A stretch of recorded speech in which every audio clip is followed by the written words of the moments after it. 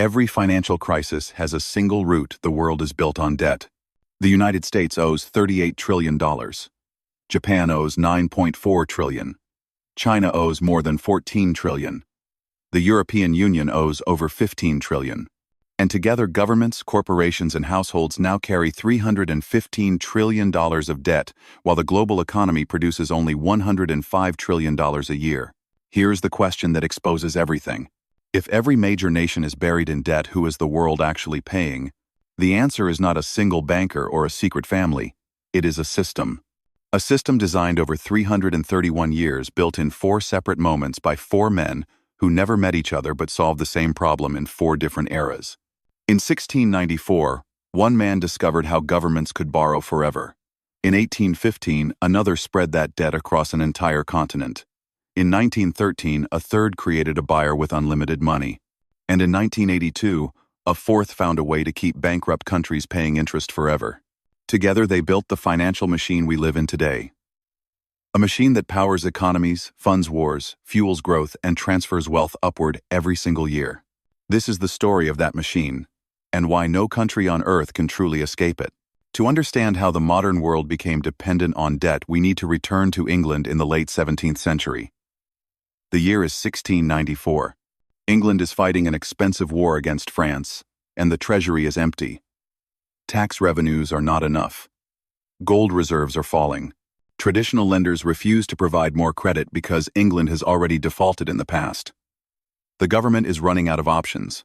Without new money, the war will be lost. This crisis opened the door for a Scottish merchant named William Paterson. Paterson was not a famous banker. He was not a royal advisor.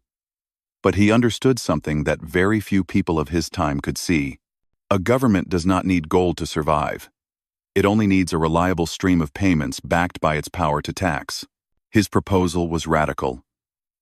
Paterson offered to organize a group of wealthy merchants to lend the government £1.2 million. That would be worth hundreds of millions of dollars today. The amount was huge, but the structure was even more groundbreaking. The government would never repay the principal. It would only pay interest, year after year. Forever. This idea created a new financial institution, the Bank of England. The merchants deposited their gold into the bank. The bank then lent that gold to the government. Parliament guaranteed the interest payments at 8% per year. As long as England existed and could collect taxes, the money would continue to flow. This arrangement did something extraordinary. It turned government debt into a permanent asset. The merchants received paper notes, representing their share of the loan. These notes could be traded, bought, and sold. They acted like money, but with one powerful advantage: they paid interest. For the first time in history, government debt became a form of currency. The consequences were immediate. England gained a stable way to finance war, expand its navy, and compete with France. Debt allowed the country to fight longer and project power further. At the same time, the cost of this strength shifted toward the public. Citizens paid taxes not only to fund government spending but to service a debt that never decreased. This new model marked a turning point. Before 1694, national debt was temporary. It was either repaid or written off through default. After 1694, debt became permanent. It became part of the government's operating structure, and it laid the foundation for a financial system where borrowing would grow with the ambitions of the state. Paterson's invention did more than save England during a war. It changed how nations finance themselves. It created a world where debt is not a burden to eliminate, but a tool to expand political and military power. And once England proved the model worked, other nations soon followed.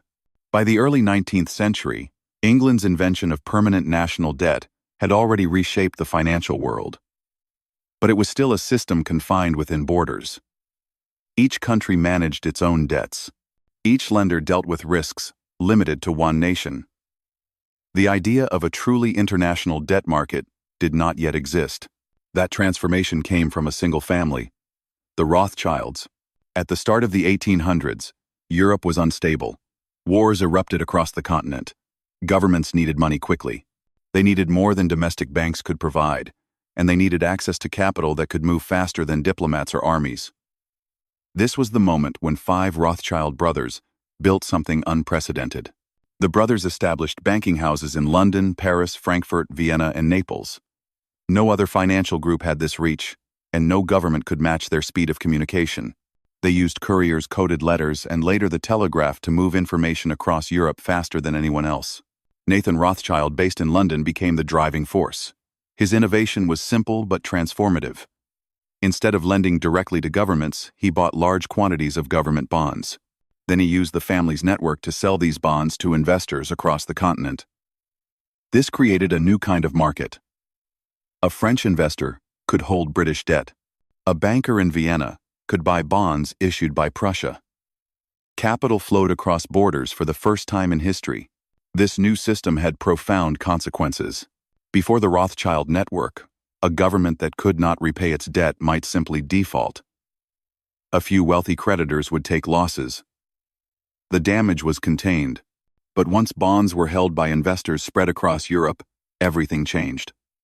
A default in one country would cause losses everywhere. Banks would fall, creditors would panic, and governments would face pressure not only from their own citizens but from foreign investors as well. Debt became interconnected, and interconnected debt became unbreakable. If a nation struggled to repay its loans, it could not easily walk away. The political cost of default was enormous. Governments were forced to borrow more to maintain payments on old debt. Reputation became as important as revenue. A country that lost investor confidence faced higher borrowing costs or complete exclusion from the bond markets. By 1850, the Rothschilds were not just bankers. They were the central hub of Europe's financial system. Their approval made it possible for governments to borrow. Their network set the interest rates nations paid, and their influence extended from the British Empire to the courts of Austria and Russia. England may have invented perpetual debt, but the Rothschilds globalized it. They turned government borrowing into a continent-wide web, one so tightly woven that no nation could tear its way out without harming itself and its neighbors. Yet even this global network had limits. It worked only as long as countries could find buyers for their bonds. In the 20th century, the world would discover a new kind of institution, one that could buy unlimited amounts of debt at any time. As Europe entered the 20th century, the global bond network created by the Rothschilds was powerful, but it still depended on one condition. Governments could borrow only if investors were willing to buy their bonds. When confidence collapsed, borrowing dried up, and when panic hit, the system froze. The United States learned this the hard way. In 1907, the country faced a devastating financial crisis. Stock markets plunged. Banks ran out of cash. Ordinary Americans lined up outside, failing institutions desperate to withdraw their deposits. There was no central bank to stabilize the system. No lender of last resort. The entire economy depended on one man, J.P. Morgan. Morgan gathered the heads of New York's largest banks inside his private library. He locked the doors and refused to let anyone leave until they committed their own money to rescue the financial system. His intervention prevented a complete collapse. But the crisis revealed a deeper truth. A modern economy could not rely on a single individual to stop systemic failure. The country needed a permanent institution capable of creating liquidity during panics. However, Americans were deeply suspicious of central banking. Twice before, the United States had created a central bank, and twice it had been dissolved after fierce public backlash. To many citizens, a central bank seemed like a tool for elite control. Any new proposal faced political resistance. This led to one of the most important and misunderstood events in American financial history. In November 1910, a small group of bankers, government officials, and financial experts secretly traveled to Jekyll Island, a private resort off the coast of Georgia. Among them were Senator Nelson Aldrich and executives from major banking firms connected to Morgan's circle. For 9 days behind closed doors, they drafted a plan to redesign the nation's monetary system. Their goal was practical. They needed a structure that provided stability during crises but also appeared decentralized enough to gain public acceptance. The result of their secret meeting became the foundation of the Federal Reserve Act. In 1913, Congress passed the act and created the Federal Reserve System. It was presented as a network of 12 regional reserve banks, overseen by a central board. But beneath this design was a dramatic shift in financial power. For the first time, the United States had an institution with the authority to create money. The Federal Reserve could now buy government bonds using newly issued currency. This changed the nature of debt forever.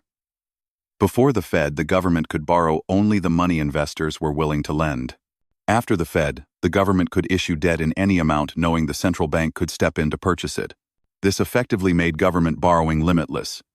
Treasury bonds became the foundation of the American financial system.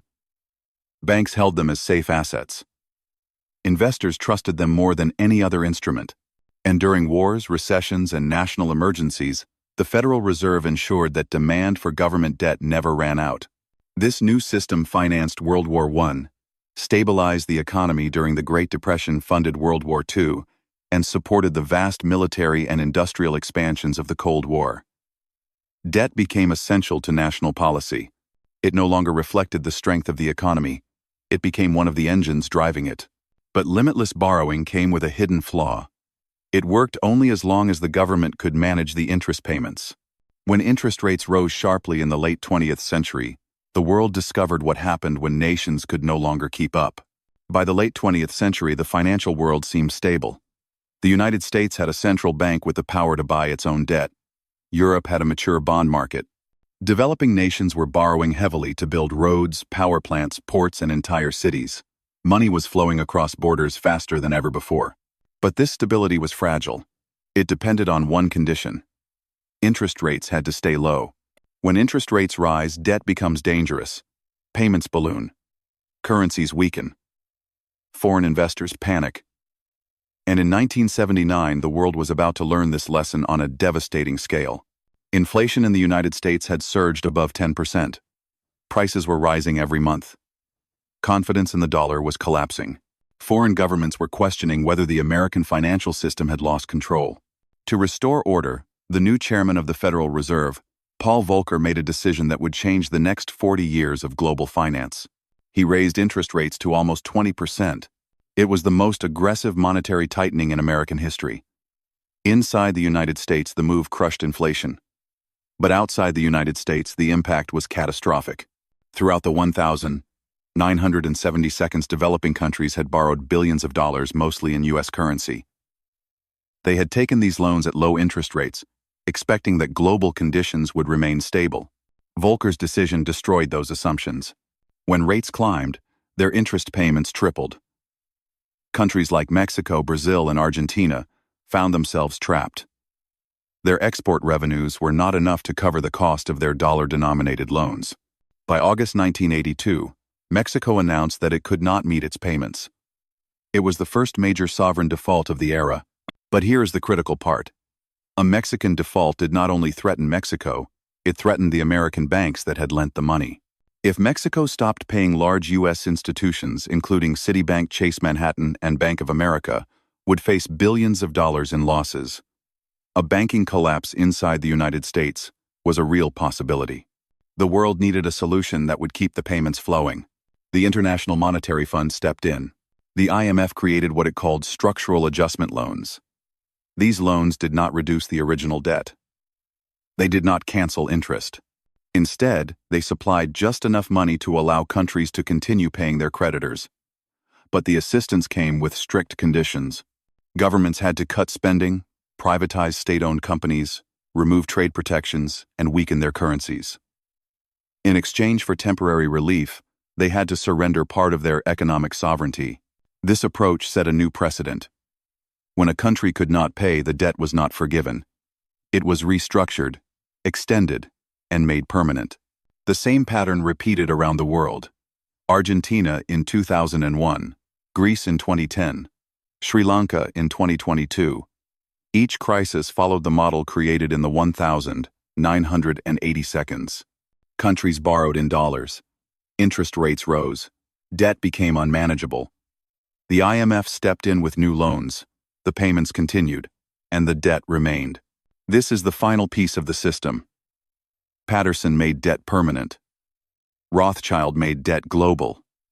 The Federal Reserve made debt unlimited. And Volcker made debt inescapable.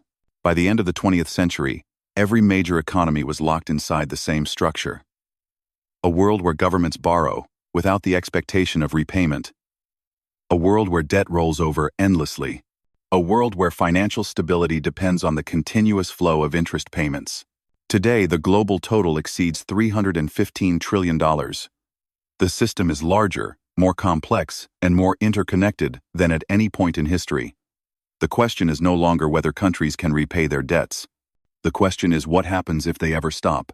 3 centuries ago, debt was a temporary problem. A king borrowed, a war ended, a loan was repaid or written off. But today, debt is not temporary. It is the foundation of the modern financial world. It is the system that governments use to fund budgets, support economies, stabilize markets, and project power. The numbers show the scale of this transformation. The United States carries $38 trillion of federal debt. Japan carries $9.4 trillion. China carries more than $14 trillion. The European Union carries over $15 trillion. And globally, the total is $315 trillion. This is not an accident. It is the result of the 4 turning points we have explored. In 1694, William Paterson discovered that a government could borrow forever by paying interest instead of repaying principal. In the early 19th century, Nathan Rothschild created the first global bond network, making sovereign debt international and interconnected. In 1913, the Federal Reserve gave the United States the ability to create unlimited demand for its own bonds. And in 1982, Paul Volcker's rate shock forced the world into a new cycle where countries that could not pay were not allowed to default, only refinance and continue. Each stage made the system stronger, deeper, and harder to escape. Today, government debt is not just a liability, it is also money. Treasury bonds are the backbone of pension funds, mutual funds, insurance companies, and global banks. They are used as collateral in financial markets. They support the savings of millions of households. If governments paid off their debt, most of the money circulating in the global economy would simply disappear. This is the paradox. The world cannot live with this debt, and it cannot live without it. Even the identity of the creditors has changed. It is no longer a small group of aristocrats or a single banking dynasty. The largest holders are now enormous asset managers like BlackRock, Vanguard, and State Street. These institutions do not lend their own money. They invest on behalf of pension funds, retirement plans, and millions of ordinary people. Yet the structure of the system still directs interest payments upward, from taxpayers to the institutions that control global capital. This is why the debt keeps rising. Not because governments are irresponsible, but because the system was built to grow. The machine works as long as confidence holds. As long as investors believe governments will pay interest. As long as central banks step in when markets panic. As long as new debt replaces old debt without interruption. But the system also carries a quiet warning. The more it expands, the harder it becomes to stabilize. The more interconnected it becomes, the greater the risk of contagion.